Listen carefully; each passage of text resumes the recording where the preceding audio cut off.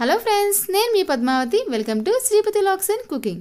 ఈరోజు ఈ వీడియోలో ఎన్నో హెల్త్ బెనిఫిట్స్ ఉన్న బ్రౌన్ రైస్తో దోశ మరింత క్రిస్పీగా రావడం కోసం కొన్ని టిప్స్తో ఈ వీడియోలో మీ ముందుకు వచ్చేస్తున్నాను. ఈ దోశని కనీసం వారానికి కానీ లేకపోతే 15 రోజులకు ఒకసారి సరే తింటే డైజెస్టివ్ సిస్టమ్ మెరుగుపడుతుంది. అలానే షుగర్ లెవెల్స్ అనేవి కంట్రోల్లో ఉంటాయి. వెయిట్ మేనేజ్మెంట్లో సహాయపడుతుంది. మరి ఇంకెందుకన్నా ఆలస్యం, ఈ క్రిస్పీ బ్రౌన్ రైస్ దోశ ఏ విధంగా చేయాలో ఈ వీడియోలో తెలుసుకుందామా.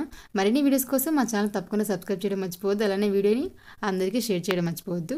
ముందుగా దీనికోసం ఇక్కడ బౌల్లో 2 కప్పుల దాకా బ్రౌన్ రైస్ని తీసుకోండి. ఇక్కడ నేను నార్మల్ బ్రౌన్ రైస్ని తీసుకుంటున్నాను. ఇవి కూడా పాత బ్రౌన్ రైస్ అండి, అంటే సంవత్సరం దాటిన తర్వాత బ్రౌన్ రైస్ అనమాట. అలా అయితేనే మనకి టేస్టీగా ఉంటాయి. అలానే 1 కప్పు దాకా మినపగుళ్ళని తీసుకుంటున్నాను. 1 టేబుల్ స్పూన్ దాకా మెంతులు, 2 టేబుల్ స్పూన్ దాకా పచ్చిశనగపప్పును తీసుకొని వీటిని ఒకసారి బాగా మిక్స్ చేసుకున్న తర్వాత వీటిని వాటర్తో 1కి 2 సార్లు బాగా శుభ్రంగా వాష్ చేసిన తర్వాత ఇప్పుడు ఇందులో వాటర్ పోసుకొని 6 నుంచి 8 గంటల దాకా నానబెట్టుకోవాలి. ఎంత బాగా నానబెట్టుకుంటే మనకి అంత అరుగుదల ఉంటుందని, డైజెస్టివ్ సిస్టమ్ బాగా మెరుగుపడుతుంది అనమాట. ఇక్కడ నేను 6 గంటల దాకా నానబెట్టుకున్నాను. అంటే ఉదయం 10ంటికల్లా పోసుకున్నానండి, 4ంటికల్లా ఓపెన్ చేశాను. చూడండి, ఈ విధంగా చక్కగా మనకి రైస్ నానిపోయాలని మినపగుళ్ళు కూడా చక్కగా నానిపోయాయి అనమాట. ఈ విధంగా బాగా నానిన తర్వాత మాత్రమే మనం మిక్సీ జార్లో వేసుకోవాలి, లేకపోతే మనకి ఫర్మెంటేషన్ కూడా అవ్వదు. సో ఈ విధంగా మిక్సీ జార్లో తీసుకొని మనం మిక్సీ పట్టుకోవాలి. ఇక్కడ మిక్సీ జార్లో సగం మాత్రమే తీసుకోండి, లేకపోతే మనకి స్మూత్గా బ్యాటర్ రాదనమాట. ఎక్కువ తీసుకున్నా సరే గ్రైండ్ అవ్వడానికి టైం పడుతుంది. అలానే మిక్సీ కూడా హీట్ అయ్యే ఛాన్స్ ఉంటుంది అనమాట. కాబట్టి ఈ విధంగా సగం వరకు తీసుకొని నీళ్ళు పోసి ఈ విధంగా సాఫ్ట్గా స్మూత్గా మనం మిక్సీ పట్టుకోవాలి. ఎంత బాగా స్మూత్గా మిక్సీ పట్టుకుంటే అంత టేస్టీగా ఉంటాయి అనమాట, అంత క్రిస్పీగా కూడా వస్తాయి. ఈ విధంగా బౌల్లో తీసుకోవాలి. బౌల్ కూడా చాలా పెద్దగా ఉండాలండి. పెద్దగా ఉంటే గాలి తగిలి ఫర్మెంటేషన్ ఎక్కువ అవుతుంది. అలానే దోశలు కూడా చాలా చాలా క్రిస్పీగా ఉంటాయి అనమాట. మినిమం హాఫ్ వరకు ఉండాలి, లేకపోతే 30 వంతు వరకు స్పేస్ ఉంటే సరిపోతుంది అనమాట. ఈ విధంగా బ్యాటర్ మొత్తం వేసుకున్న తర్వాత చేతితో 5 నుంచి 10 నిమిషాలు ఈ విధంగా బాగా బీట్ చేయాలి. ఈ విధంగా బాగా కలపటం వల్ల వేడి ప్రొడ్యూస్ అయ్యి మనకి ఫర్మెంటేషన్ అవుతుంది. ఇప్పుడు చలికాలంలో ఫర్మెంటేషన్ అవ్వడం చాలా కష్టం అవుతుంది కాబట్టి ఈ విధంగా చేస్తే మనకి తక్కువ టైంలోనే ఫర్మెంటేషన్ అవుతుంది అనమాట. ఈ విధంగా 10 నిమిషాలు బీట్ చేసిన తర్వాత ఇప్పుడు మనం దీన్ని మూత పెట్టేసేసి ఉంచుకోవాలి. మూత కూడా కంప్లీట్గా కాకుండా కొంచెం గాలి తగిలేలాగా లైట్గా అలా పెట్టేసేసి ఎక్కడైతే హీట్ ఉంటుందో ఆ ప్లేస్లో పెడితే మనకి ఫర్మెంటేషన్ అవుతుంది. మ్యాక్సిమం నేను వంటగదిలో పెడతానండి, అక్కడ కొంచెం హీట్గా ఉంటుంది కాబట్టి అక్కడ పెడతాను అనమాట. నైట్ అంతా ఫర్మెంటేషన్లో ఉంచాలండి. మినిమం 10 to 12 అవర్స్ ఉంచితే సరిపోతుంది. సో మార్నింగ్ ఈ విధంగా 6 to 7 కల్లా ఓపెన్ చేస్తే చక్కగా ఫర్మెంట్ అయి ఉంది చూడండి. ఈ విధంగా ఎంత బాగా ఫర్మెంట్ అయితే మనకి దోశలు అనేవి అంత క్రిస్పీగా ఉంటాయి అన్నమాట. ఇవి తొందరగా పులిపెక్కే ఛాన్స్ ఉంది. ఈ విధంగా ఫర్మెంట్ అయింది. ఒకసారి బాగా మిక్స్ చేసుకున్న తర్వాత ఇప్పుడు దీన్ని మనం ఒక బౌల్లోకి ట్రాన్స్ఫర్ చేసుకోవాలి. చూడండి, చక్కగా బబుల్స్ వచ్చినాయి కదా, అంటే చాలా బాగా ఫర్మెంట్ అయినట్టు. ఇప్పుడు మనకి పిండి ఎంతవరకు కావాలో అంతవరకు తీసుకొని మిగిలింది ఫ్రిడ్జ్లో పెట్టుకుంటే పులుపులు లేకుండా ఉంటుందన్నమాట.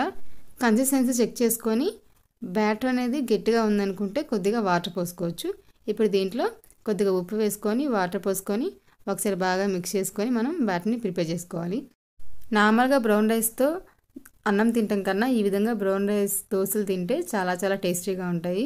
ఇవి ఎవరైనా తినొచ్చు, పిల్లలకైనా పెట్టచ్చు, అలానే పెద్దలకైనా పెట్టచ్చు అనమాట. చాలా చాలా ఎంజాయ్ చేసి తింటారు. ఇప్పుడు ఈ విధంగా ప్యాన్ పెట్టుకొని ప్యాన్ అనేది హీట్ అయిన తర్వాత ఆనియన్తో కానీ లేకపోతే పొటాటోతో కానీ ప్యాన్ మొత్తం క్లీన్ చేసిన తర్వాత ఇంటి నిండా పిండిని తీసుకొని నిదానంగా దోశలాగా చాలా పలచగా స్ప్రెడ్ చేయాలి. ఎంత పలచగా స్ప్రెడ్ చేస్తే మనకి దోశ అనేది అంత క్రిస్పీగా వస్తుంది అనమాట.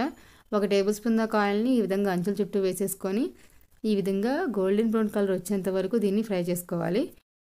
మీడియం ఫ్లేమ్లో ఒకవైపు ఫ్రై అయిన తర్వాత ఇంకోవైపు ఫ్లిప్ చేసుకొని 2 వైపులా ఫ్రై చేసిన తర్వాత సర్వ్ చేసుకుంటే ఎంతో టేస్టీగా క్రిస్పీగా బ్రౌన్ రైస్ దోశ రెడీ అయిపోయినట్టే. ఒక్కసారి ఈ ప్రాసెస్లో మీరు కూడా ట్రై చేయండి, చాలా చాలా టేస్టీగా ఉండిద్ది అనమాట. ఎంతో ఈజీగా మనం తినేయచ్చు. ఎప్పుడు నార్మల్ దోశలే కాకుండా ఒకసారి ఈ విధంగా హెల్తీగా ఉండే బ్రౌన్ రైస్ దోశని మీరు కూడా ట్రై చేయండి. ఇలానే సెకండ్ దోశను కూడా మనం ఇదే ప్రాసెస్లో ట్రై చేసుకోవచ్చు. దానికోసం ప్యాన్ అనేది హీట్ అయిన తర్వాత గట్టిన పిండిని తీసుకొని ఈ విధంగా పలచగా స్ప్రెడ్ చేసేసి ఒకవైపు ఎరగా కాలిన తర్వాత రెండో వైపు కూడా ఫ్లిప్ చేసుకొని సర్వ్ చేసుకుంటే ఈ బ్రౌన్ రైస్ దోశ రెడీ అయిపోయినట్టే. ఎన్నో హెల్త్ బెనిఫిట్స్ ఉన్న ఈ బ్రౌన్ రైస్ దోశని మీరు కూడా ట్రై చేస్తారు కదా. ట్రై చేసి ఎలా ఉందో మాకు కామెంట్ రూపంలో తెలియజేయండి. చూడండి, ఎంతో క్రిస్పీగా ఉంది కదా. ఈ బ్రౌన్ రైస్ని మినిమం 15 రోజులకు ఒకసారైనా ట్రై చేయాలి. దీనివల్ల మనకి బోన్ హెల్త్ అనేది ఇంక్రీజ్ అవుతుంది, కొలెస్ట్రాల్ లెవెల్స్ అనేవి మెరుగుపడడానికి సహాయపడుతుంది, అండ్ డైజెస్టివ్ సిస్టంలో మెరుగుపడుతుంది, అంటే మనకి ఎసిడిటీ అనేది లేకుండా సహాయపడుతుంది అనమాట. సో తప్పకుండా మీరు కూడా ఈ ప్రాసెస్లో ట్రై చేస్తారు కదా. ట్రై చేసి ఎలా ఉందో మా కామెంట్ రూపంలో తెలియజేయండి. చూడండి మనకి దోశలోనే ఎంతో క్రిస్పీగా ఉన్నాయి కదా. ఇక నేను దీని కాంబినేషన్గా పల్లీ చట్నీ అలానే మ్యాంగో పికిల్తో సర్వ్ చేస్తున్నాను. చాలా చాలా టేస్టీగా ఉంటాయి. సో చూడండి చాలా క్రిస్పీగా ఉన్నాయి కదా. సో ఈ టిప్స్తో మీరు కూడా ట్రై చేయండి. ట్రై చేసి ఎలా ఉందో మా కామెంట్ రూపంలో తెలియజేయండి. మరిన్ని వీడియోస్ కోసం మా ఛానల్ లైక్ చేయండి, షేర్ చేయండి, కామెంట్ చేయండి, సబ్స్క్రైబ్ చేసి పక్కనే ఉన్న బెల్ ఐకాన్ మీద క్లిక్ చేసి అనే ఆప్షన్ ఎంచుకోండి. అలానే మీ ఫ్రెండ్స్కి రిలేటివ్స్కి షేర్ చేసి మా ఛానల్ సబ్స్క్రైబ్ చేసుకోమని చెప్పండి. ఈ వీడియోని ఎక్కడ స్కిప్ చేయకుండా చూసినందుకు ధన్యవాదములు. Thanks for watching.